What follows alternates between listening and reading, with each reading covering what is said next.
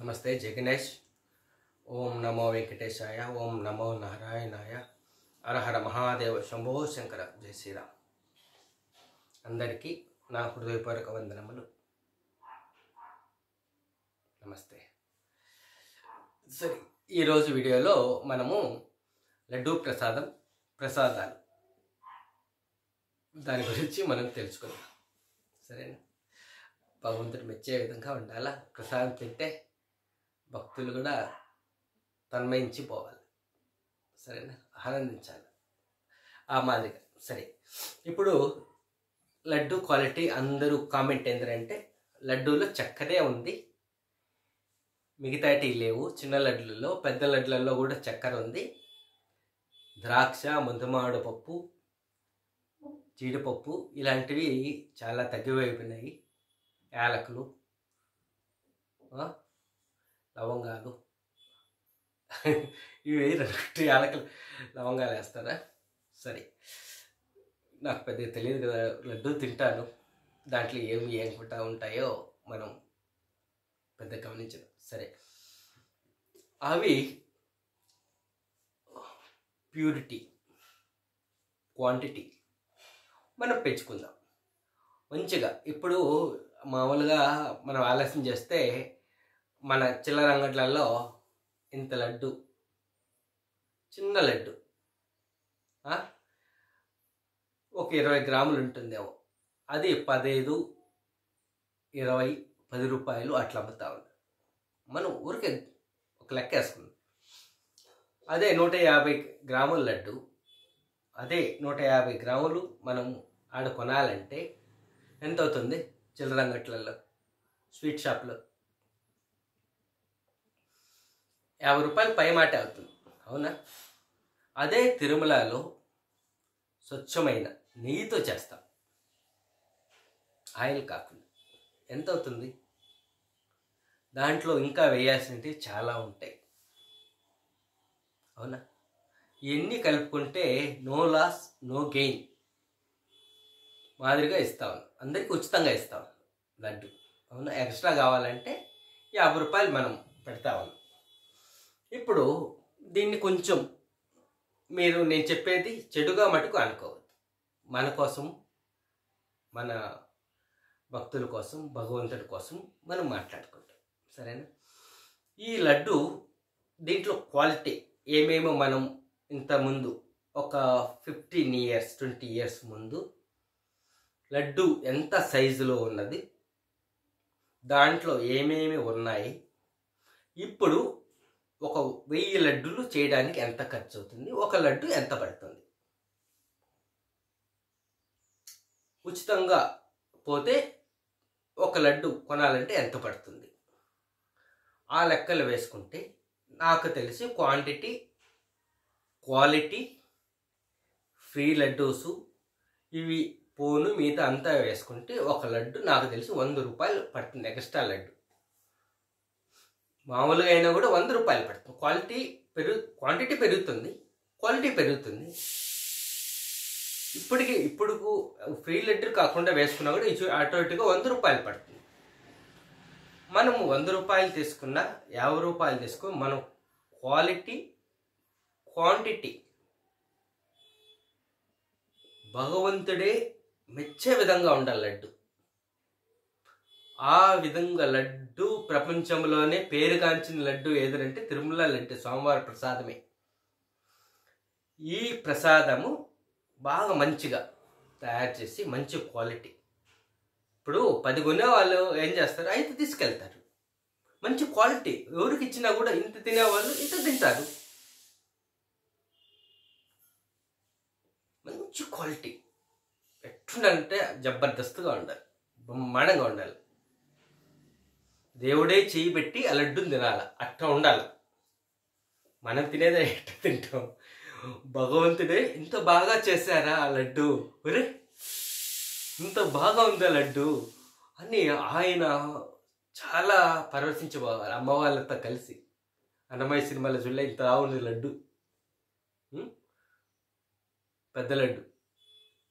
ఆ మాదిరిగా laddu quantity, quality, purity అన్ని విధాలుగా బ్రహ్మాండంగా ఉండాలి. దానికి తగ్గట్టుగా మనం రేటు పెట్టుకున్నా కూడా ఎవరు ఏమి అనరు.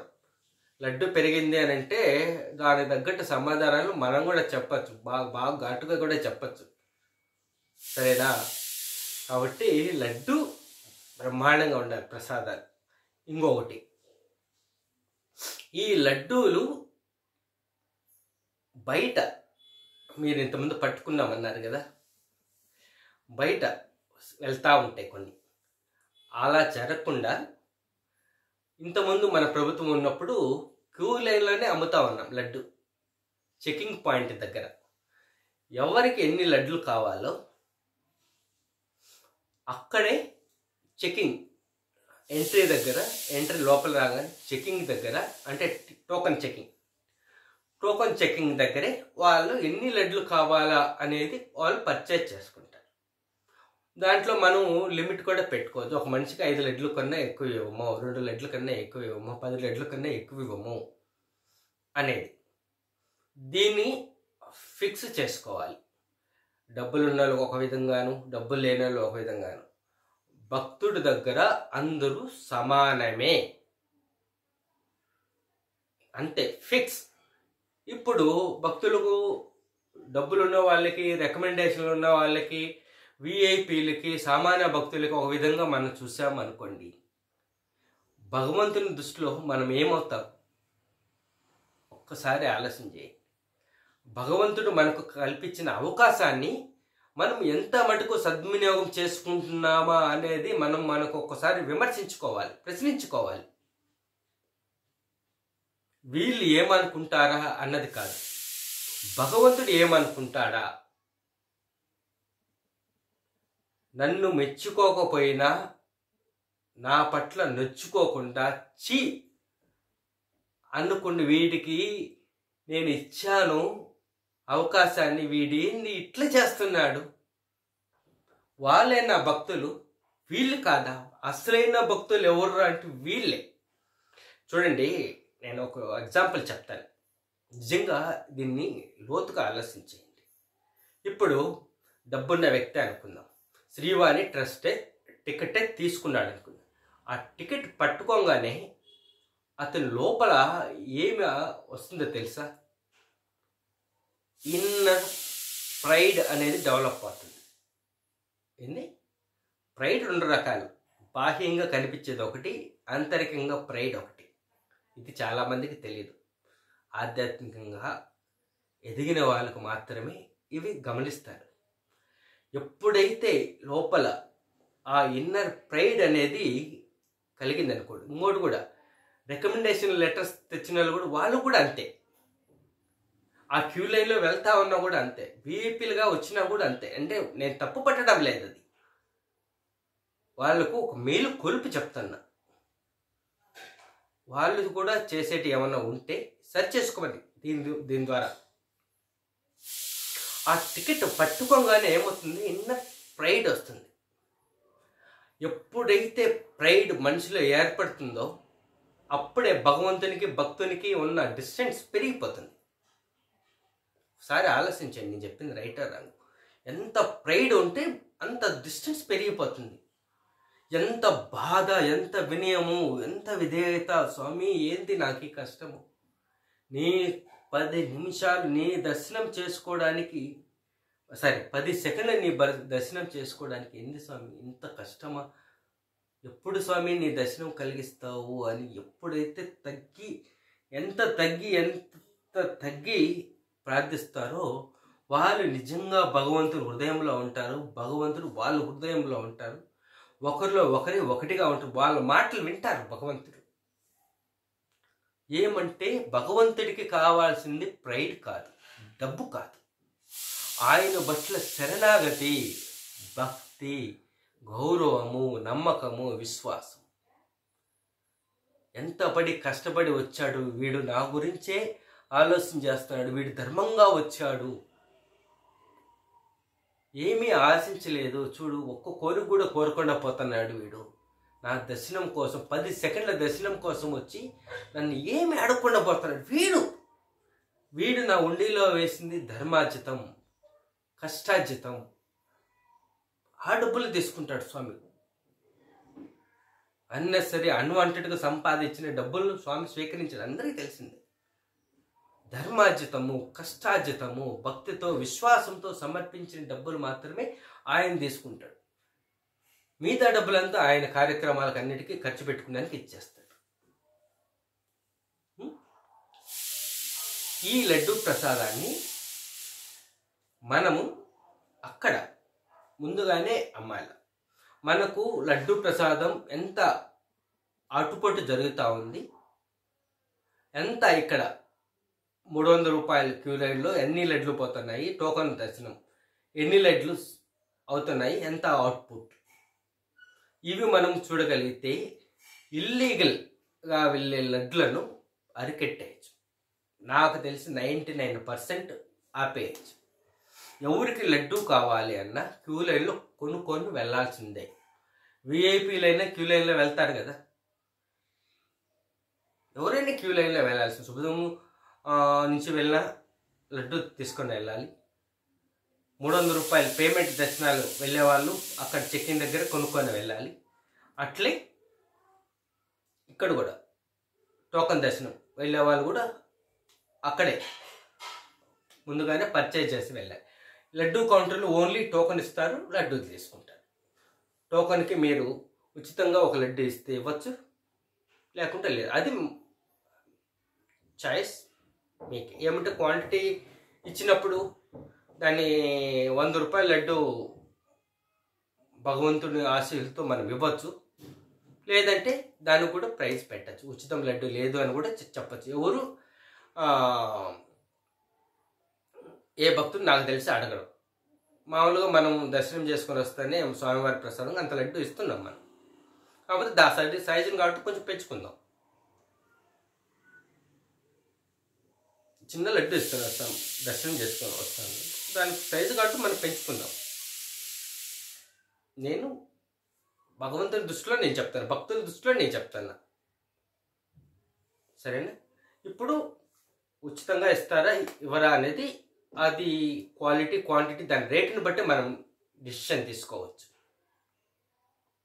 కాబట్టి ఎక్కడైతే టోకన్ చెకింగ్ జరుగుతుందో, ఇంతకుముందు కూడా మన ప్రభుత్వం ఉన్నప్పుడు అలానే ఉండింది. టోకన్ చెకింగ్ జరుగుతుందో అక్కడ పర్చేజ్ చేసి వెళ్తారు. పర్చేజ్ చేసి దాని మీద ఇంతకుముందు స్టిక్కర్ ఎతికిచ్చేవాళ్ళు టోకన్ పైన, ఇన్ని లడ్డూలు అంటే అంత అమౌంట్. అది దాంట్లో కూడా అప్పుడు కూడా రాయితీ ఉండింది. 2 లడ్డూలు అయితే 20 రూపాయలు, ఫస్ట్ 2 లడ్డూస్ ఫ్రీ లేదు అప్పుడు. 2 లడ్డూలు అయితే 20 రూపాయలు, మళ్ళీ 4 లడ్డూలు అయితే 70 రూపాయలు, ఎక్స్ట్రా లడ్డు 50 రూపాయలు అని అట్లా. ఫస్ట్ లడ్డు 10 రూపాయలు, 20 రూపాయలు, మళ్ళీ 25 రూపాయలు 2 లడ్డూలు, 50 రూపాయలు అట్లా. సరిగా గుర్తులేదు నాకైతే. టోకనే చిన్న స్టిక్కర్ లడ్డు టోకన్ మీద అతికేసి ఇచ్చేవాళ్ళు, చాలా బాగా గుర్తుంది అది. ఆ మాదిరిగా మనం ఇవ్వచ్చు, అట్లా కూడా ఇవ్వచ్చు. ఒక లడ్డు ఫస్ట్ లడ్డు 50 రూపాయలు, రెండో లడ్డు నుంచి మనం 100 రూపాయలు కూడా ఇవ్వచ్చు. మంచి క్వాలిటీ లడ్డు ఇస్తున్నాం, పెద్ద సైజు ఇస్తున్నాం దీనికన్నా. కాబట్టి ఫస్ట్ లడ్డు 50 రూపాయలు, మిగతా లడ్లు 100 రూపాయలు కూడా మనం 100 కానీ 90 కానీ 80 కానీ దాని రేటును బట్టి మనం దాన్ని కొంచెం కంట్రోల్ చేసుకుంటే, లెక్క వేసుకొని మనం చూసుకోగలిగితే వాళ్ళు సంతోషపడతారు, భగవంతుడు సంతోషపడతారు, అందరూ సంతోషపడతారు. లడ్డూలు అట్లే వడలు, సామాన్య భక్తులకి వడలు దొరకడం లేదు. ఏమంటే ఆడికి వడలు వచ్చే టయానికి విఐపీలో వచ్చి తీసుకొని వెళ్ళిపోతా ఉన్నారు. సామాన్య భక్తులు లోపలికి దర్శనానికి వెళ్ళేది 2 గంటలు, ఆ నుంచి 12 నుంచి వెళ్తారు. వాళ్ళు బయటికి రావడానికి ఇంచునేది గంటన్నర 2 గంటలు కూడా పడుతుంది. 2 గంటలు బయటకు వచ్చి వాళ్ళు లడ్డు కౌంటర్ కాడికి పోయే లోపల ఉంటాం వడలు.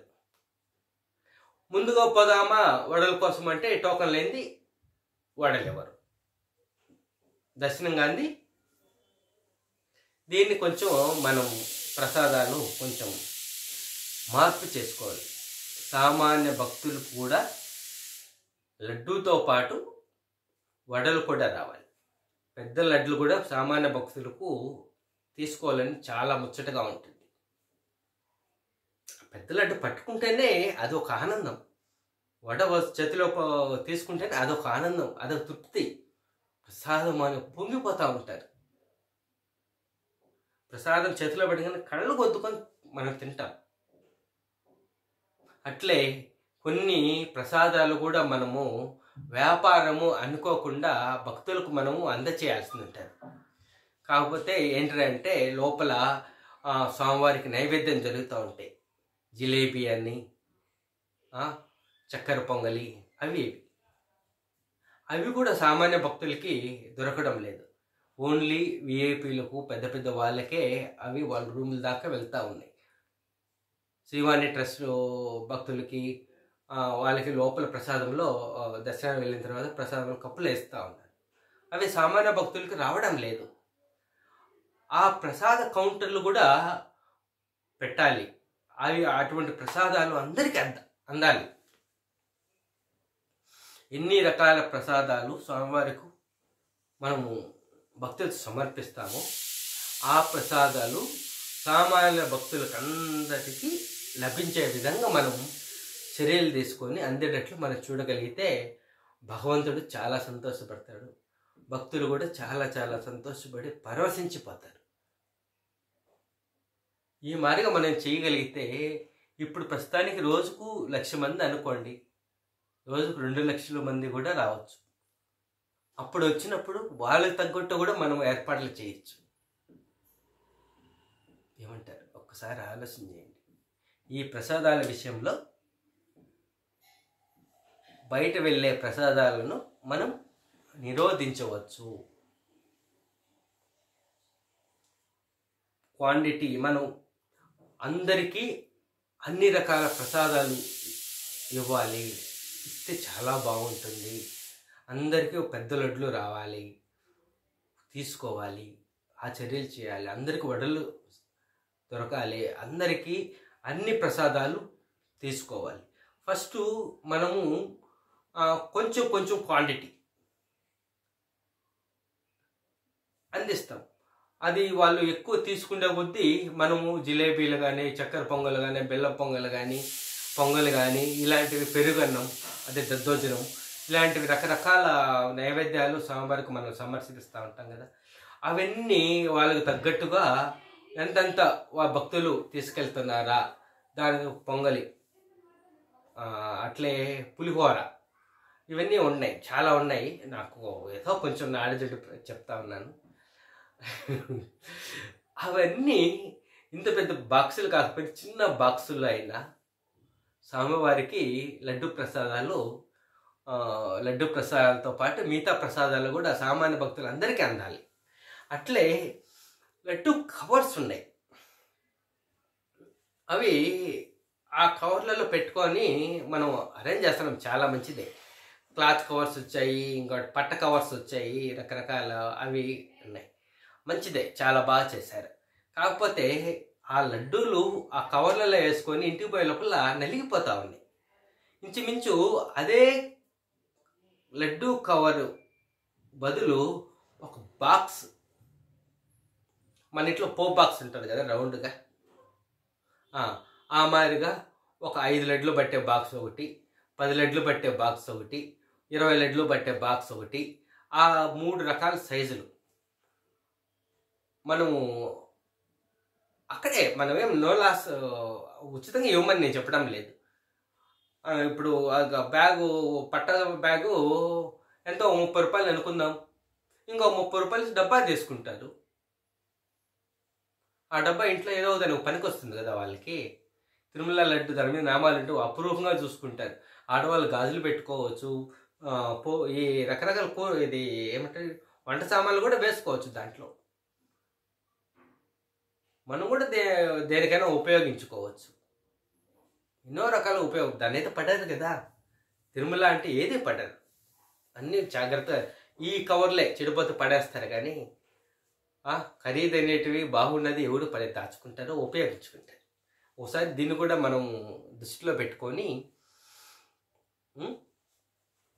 కొన్ని మార్పులు చేసుకుంటే భక్తులకు చాలా చాలా బాగుంటుంది. మీరేమంటారు లడ్డు ప్రసాదం గురించి? ఇంకా చాలా చాలా ఉన్నాయి. ఒక్కో స్టెప్ చేసుకుంటా పదాం. నెక్స్ట్ వచ్చేసి ఆ, తిరుమలలో ట్రాఫిక్ యాక్సిడెంట్లు దాని గురించి మనం ఒకటి తెలుసుకుందాం. అంటే ఘాట్లో కూడా జరుగుతూ ఉంటాయి. తిరుమలలో ట్రాఫిక్ జామ్ గురించి అవన్నీ కొంచెం తెలుసుకుందాం. సరే, దాన్ని కూడా సెర్చ్ చేస్తాం. నమస్తే. ఓం నమో వెంకటేశాయ. ఓం నమో నారాయణాయ. హర హర మహాదేవ శంభో శంకర్. జై శ్రీరామ్.